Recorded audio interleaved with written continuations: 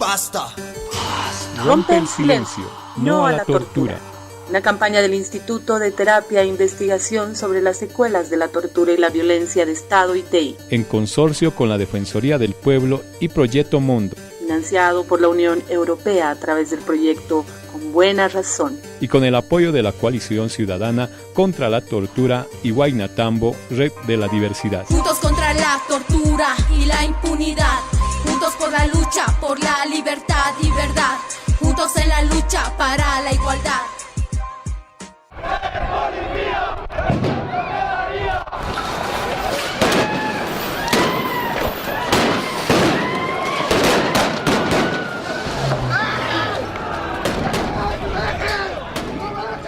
Y fue bastante duro porque normalmente allá para una mujer es más difícil porque nos hicieron sacar la ropa y los golpes eran sin ropa, ¿no?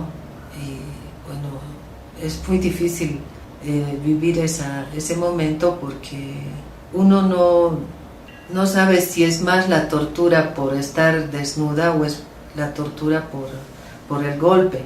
Entonces yo no sentía dolor en el cuerpo. Yo creo que ese momento borré todo lo que estaba a mi entorno, borré todo y no quería ni ver, ni escuchar, ni sentir, ni nada. ¿Te acuerdas de este testimonio de Carmen Murillo del Castillo que escuchamos en nuestra primera conversación de esta serie? ¿Cómo olvidarlo? De la época de las dictaduras, ¿no? ¿Sabes? Como mujer me da vueltas la cabeza eso que contó, que por ser mujer como que la cosa era diferente, más grave. Eso de no saber qué le dolía más, si los golpes que le daban o la desnudez en la que le tenían. Es que eso de sentir tu cuerpo tan vulnerable, tan indefenso, tan expuesto y tan al alcance de quienes te torturan o violentan. Por suerte soy hombrecito. No sé si por suerte o porque así es la sociedad que nos pone en posiciones diferentes a varones y mujeres, y casi siempre las mujeres tenemos más desventajas. No sé, ya te estás queriendo poner no sé cómo. Mejor cambiamos de tema. Creo que ya te estás queriendo correr del tema. Nada de correr, solo que ahorita hay otros temas más importantes. Siempre es igual, se quiere cambiar de tema por lo que se cree que es importante, justo para no hablar de lo importante. Mejor, para seguir con el tema, escucha esto que me leyó mi prima. El 12, en la madrugada, a las 2 o 3 de la mañana, nos llevan en un bus grande al comando general. Nos hacen subir las gradas con policías, varones y mujeres de cada lado. Nos golpeaban, nos pateaban, nos insultaban de masistas, maleantes. Yo era la única mujer. Éramos 28 personas en total. Había una sala con banderas bolivianas. Ahí nos han hecho desfilar alrededor de una mesa con fusiles, todo tipo de armas, gases lacrimógenos, chalecos antibalas. Estábamos las manos atadas, nos fotografiaban y nos filmaban. Al finalizar me ponen en un rincón. Ahí los policías comenzaron a golpearme, diciéndome maleante, masista, ¿por qué estabas en la marcha en vez de quedarte en tu casa? Y me golpeaban a puñetes. Allí fue una hora interminable de no acabar. Estaba sola en un rincón. Venían y se iban. Otros me revisaban, igual me manoseaban. Todo mi cuerpo, los senos, poniendo los dedos en mi vagina, haciéndome gritar. Me amenazaron entonces. No vas a gritar.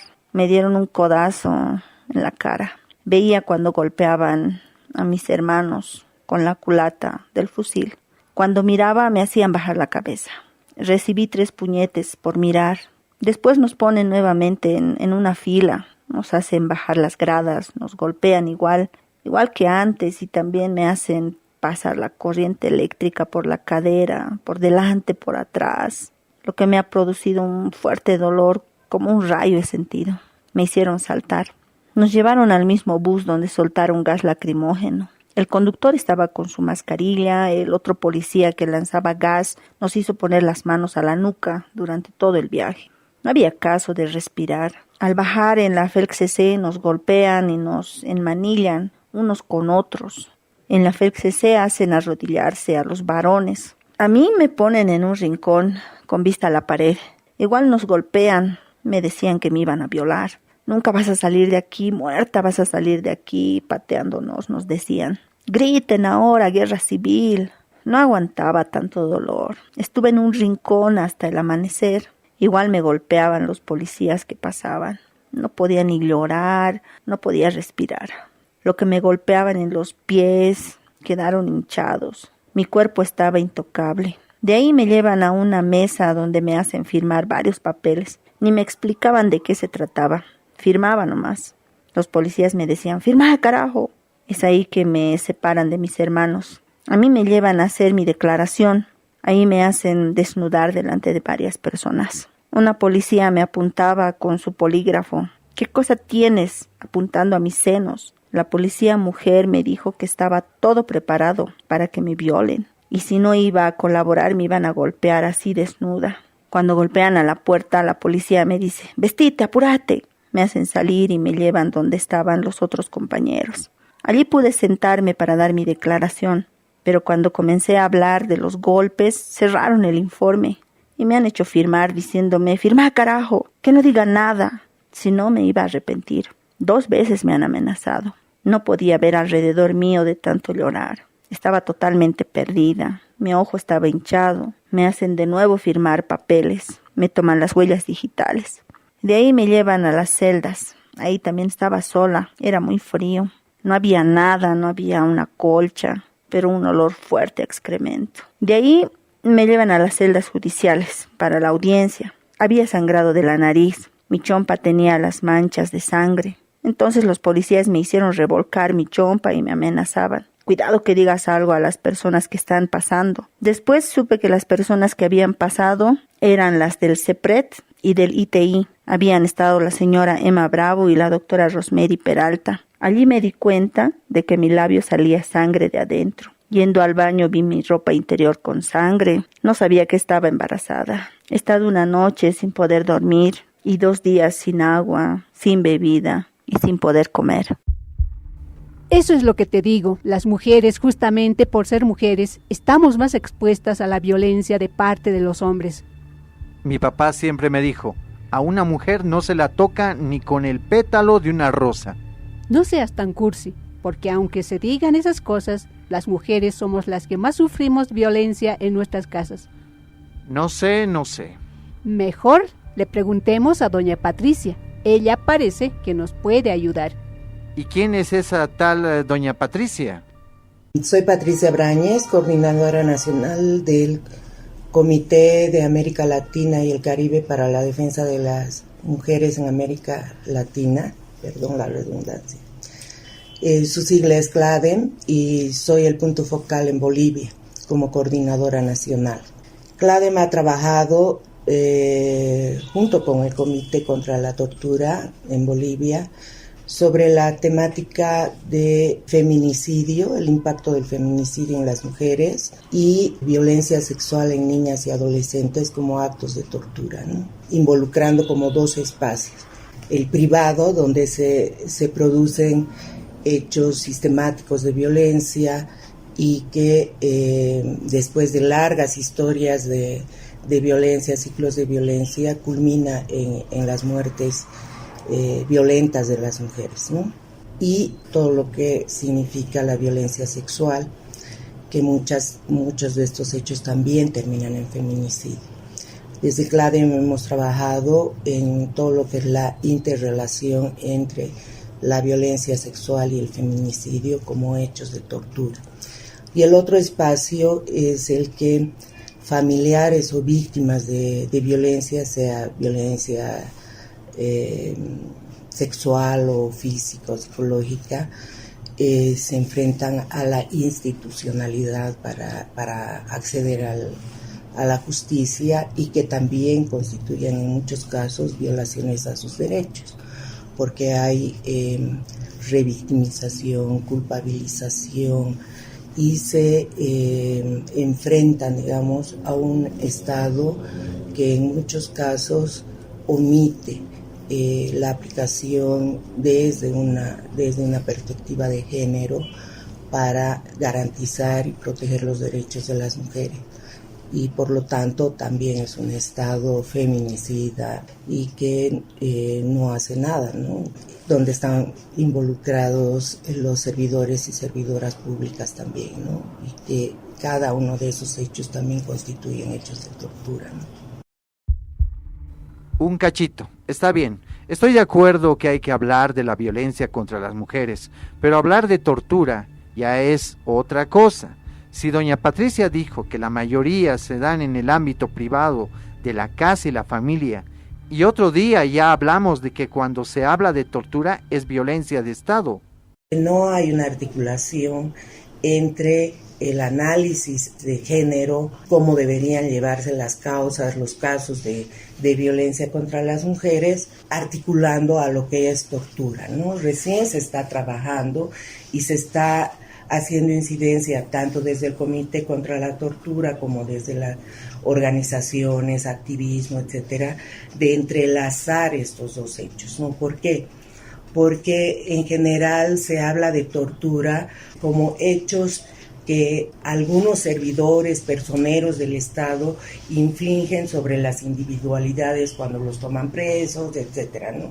Pero no toman en cuenta que para llegar al feminicidio o de un hecho de violencia a un feminicidio, etcétera, que se dan en general en el campo privado, en la casa, con la pareja, con un agresor muy conocido, etcétera, no se considera que es tortura. Entonces, la incidencia que estamos haciendo es que esos hechos, que no es realizado por un personero público, también se lo tome en cuenta como hechos de tortura, ¿no? Entonces, ahí estamos articulando varias temáticas, esto del feminicidio, violencia sexual contra niñas y adolescentes, que no solamente es el hecho de la violencia como delito, digamos, sino que la propia institucionalidad y la sociedad quiere obligar a las niñas y adolescentes, por ejemplo,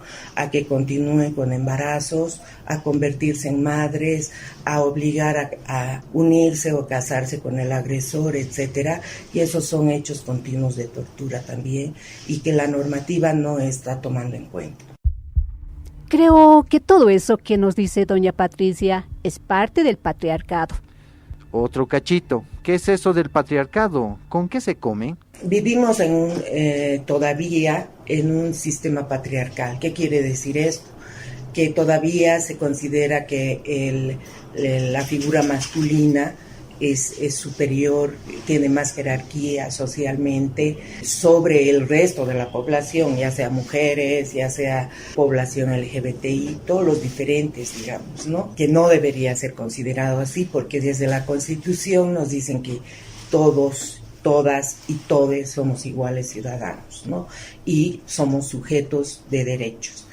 Pero por eso decía que pese a tener en la Constitución derechos constitucionalizados, no se ha logrado cambiar ese sistema patriarcal que está enraizado absolutamente en todo, en todas las instituciones, ¿no? Desde la familia, las iglesias intervienen mucho, no solo la católica, sino todas las iglesias, la escuela, el colegio, en la institucionalidad pública donde deberían garantizarte tus derechos, por ejemplo, todavía hay esos sesgos de género, ¿no?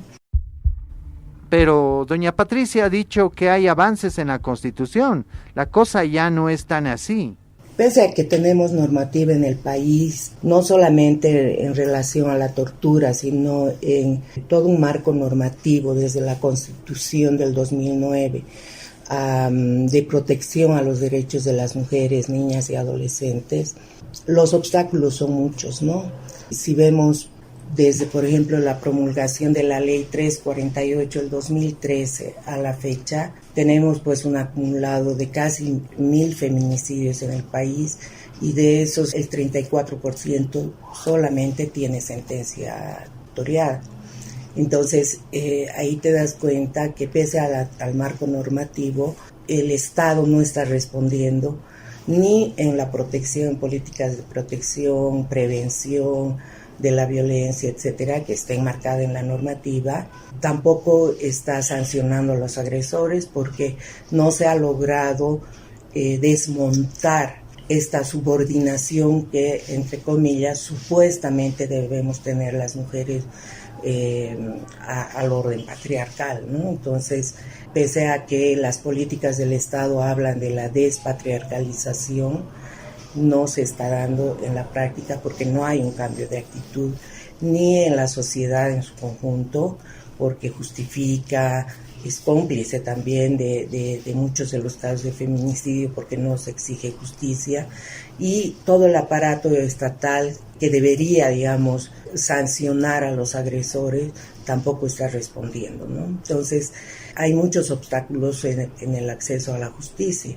Por ejemplo, cuando las mujeres van y denuncian, o los familiares de las mujeres que han sido asesinadas por hechos de feminicidio, es el Estado el que en la policía, en la fiscalía, culpabilizan, revictimizan. En general se mide el comportamiento de las mujeres y no el hecho mismo de culpar al agresor, ¿no? Creo que mejor hablo menos y escucho más. Capaz mejor, pero ahora soy yo quien tiene una pregunta. Doña Patricia habló de revictimización. No sé bien qué es eso. ¿Será que nos puede dar un ejemplo para comprender? Voy a contar un caso de una niña, la niña de Yapacaní, que es violada por su abuelastro, ¿no? Y que una tía se da cuenta que está embarazada y que había sufrido violencia sexual. Decide denunciar a la Defensoría de la Niñez y Adolescencia en Yapacaní. Y de ahí empieza a surgir muchas cosas que vulneran los derechos de la niña, ¿no? Ella le ha provocado al abuelastro, imagínate una niña de 12 años, esa es una forma de revictimización. Otra es publicitar su nombre y decir más o menos milagro, una niña de 12 años está embarazada.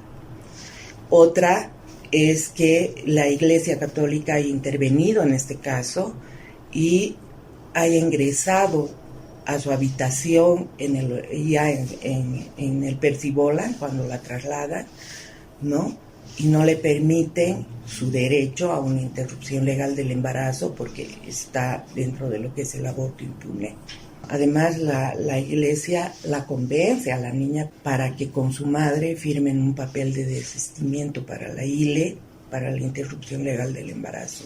Otra es haber sobornado a la madre para que declare que no quiere el aborto. O sea, todo ese proceso es tortura, es violación a sus derechos fundamentales, es revictimización, es culpabilización. Entonces estamos en un sistema donde un hecho que se ha dado, entre comillas, en privado, pasa hacia el espacio público y se vuelve torturante y se genera toda una cadena de violación de los derechos de esa niña en particular. Y así hay muchísimos casos. Ay, no sé, temas complicados estos, porque mucha gente dice cosas diferentes y están mis creencias. De eso podemos hablar otro rato, seguro hay mucho que conversar, pero ahorita más me preocupa saber nuestros derechos como mujeres. Por eso, quiero saber qué es eso de aborto impune. ¿Aborto qué? Aborto impune, de eso habló doña Patricia al contar de la niñita de Yapacaní. El aborto impune está señalado en el Código Penal, en el artículo 266, que dice que puede realizar un aborto o una interrupción legal del embarazo cuando este embarazo es producto de los delitos de violación, incesto o estupro, o cuando la vida o la salud de la mujer, niña o adolescente embarazada corre peligro. En este caso, de la niña de Yapacaní, estaba como causal violencia, violación, como causal salud y de vida, porque una niña de 12 años no puede terminar un embarazo, convertirse en madre ¿no? O sea, en estos casos es torturante, ¿no? Y aunque eso sea legal, ¿será que está bien? ¿Y estará bien obligar a una niña de 12 años que fue violada a tener su guagua a la fuerza?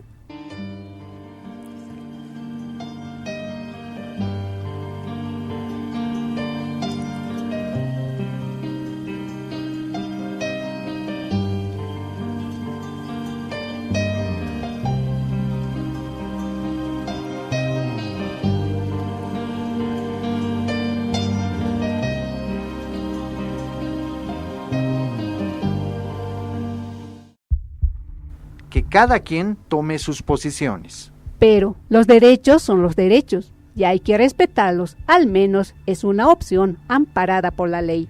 Está bien, pero volvamos al comienzo. ¿Será que de verdad las mujeres, justamente por ser mujeres, están más expuestas a las violencias? Hay otro caso, por ejemplo, también que se lo califica también como tortura, cuando una joven en Chasquipampa está con sus amigos, toman un taxi, habían consumido bebidas alcohólicas, la policía los detiene, ¿no? La llevan al retén de Chasquipampa y a muchos de los compañeros varones los sueltan, pero a la muchacha la retienen y aparece muerta, ¿no? Entonces es también una cuestión de, por tu género, te violan, te asesinan, hacen uso de poder desde la institucionalidad y queda impune. Hasta ahora no se aclara, ¿no? Entonces ahí también tenemos que incorporar este análisis de lo que constituye la tortura en el cuerpo de las mujeres, ¿no? Estas vulneraciones de derechos a las mujeres ingrese al marco normativo, a la política pública, como delitos de tortura. Esta historia es terrible y sigue impune. Eso sí que no puede seguir así. Hay que hacer algo. ¿Se podrá hacer algo para prevenir que no sigan sucediendo casos así? Casi todas las leyes que se han desprendido como segundo nivel de la Constitución Política del Estado han incorporado políticas de prevención que deberían desarrollarse en las entidades territoriales subregionales, digamos, las ETAs, ¿no? Municipios, departamentos, qué sé yo. Uno, falta presupuesto. Otro, los que implementan todavía tienen muchos sesgos de género. Y hay también muchos prejuicios para hablar sobre las temáticas de género. No se relaciona esto, por ejemplo, de tortura con derechos de las mujeres. No hay una articulación entre los sectores, por ejemplo, justicia, salud, educación. No se está trabajando de manera integral, ¿no? Entonces, pese a que tienen los municipios en especial, tienen mandatos para hacer estrategias de prevención de la violencia contra las mujeres en todos sus aspectos, ¿no? Pero ahí se enfrenta uno a la institucionalidad, que tiene todavía muchos obstáculos que ponen a estas políticas, o no las realizan o no destinan recursos, pero también hay resistencias en las autoridades comunitarias, ¿no? Y también en la jerarquía, ¿no? O sea, las mujeres tienen que obedecer, las mujeres tienen que estar sometidas a la autoridad patriarcal de la familia, pero también de las autoridades comunales, etcétera, ¿no? Entonces, son temas que hay que seguir trabajando y desde mi punto de vista, si se lograra implementar estas estrategias de prevención, bajarían considerablemente las cifras de violencia contra las mujeres. Ya, todo está bien, pero capaz que estamos metiendo mucho barullo para pocos casos. Ya la gente es más tranquila, no hay tanta violencia contra las mujeres como dicen. Diariamente en nuestro país se denuncian como aproximadamente 150 casos de violencia contra las mujeres, tanto en la policía como en la fiscalía. Y realmente es tortuoso. ¿Por qué? porque, pero si es tu marido, pero si solo te ha empujado, si solo te ha dado un sopapo, ¿no? O sea, la minimización del hecho que ha afectado los derechos de las mujeres desde las autoridades es una realidad diaria, cotidiana en nuestro país. Y ya no se puede decir que son casos emblemáticos, sino que la violencia contra las mujeres está tan naturalizada que por eso necesitamos estas estrategias de prevención, cambio de actitudes, no solamente en las mujeres para promover la denuncia, porque el sistema no responde, porque es tortuoso para ellas, pero también hay que promover cambios en las mentalidades, en la sociedad, en las autoridades, en los propios agresores. Algo hay que hacer, hay mucha tarea, pero se puede. Más si logramos unirnos, hacer redes, decir, denunciar, proponer, especialmente no quedarnos calladas. ¿No te estarás metiendo en camisa de 11 varas? ¿Qué dice usted, doña Patricia? Hay que incidir en todo lo que es la educación. Como Estado debería desarrollar estas estrategias de prevención desde la educación, ¿no? Incorporar estas temáticas en todo lo que es la currícula. Pero también vemos que existen muchas resistencias, ¿no?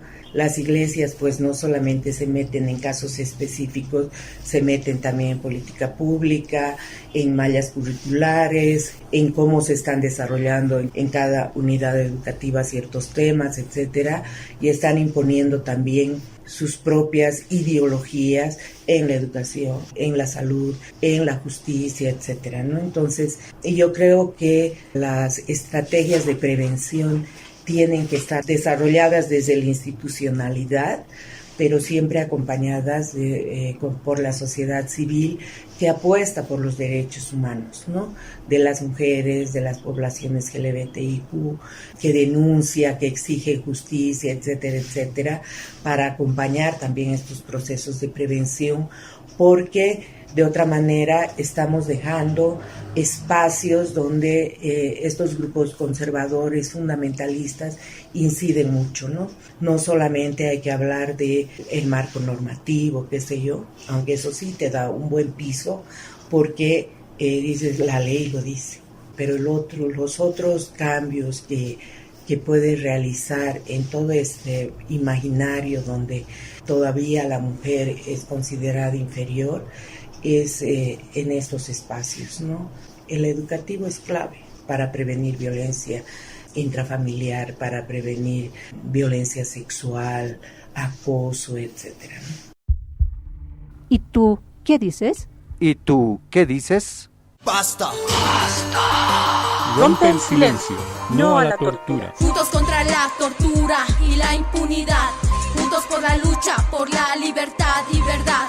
Juntos en la lucha para la igualdad.